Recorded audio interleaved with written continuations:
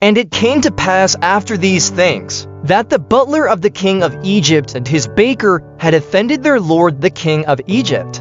And Pharaoh was wroth against two of his officers, against the chief of the butlers, and against the chief of the bakers. And he put them in ward in the house of the captain of the guard, into the prison, the place where Joseph was bound. And the captain of the guard charged Joseph with them, and he served them, and they continued a season in ward. And they dreamed a dream both of them, each man his dream in one night, each man according to the interpretation of his dream, the butler and the baker of the king of Egypt, which were bound in the prison. And Joseph came in unto them in the morning, and looked upon them, and behold, they were sad. And he asked Pharaoh's officers that were with him in the ward of his lord's house, saying, Wherefore look ye so sadly today? And they said unto him, We have dreamed a dream, and there is no interpreter of it. And Joseph said unto them, Do not interpretations belong to God? Tell me them, I pray you. And the chief butler told his dream to Joseph, and said to him, In my dream, behold, a vine was before me.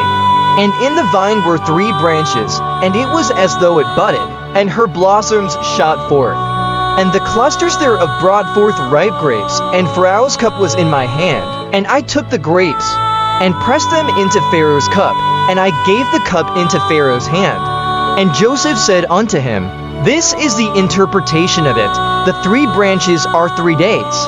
Yet within 3 days shall Pharaoh lift up thine head, and restore thee unto thy place.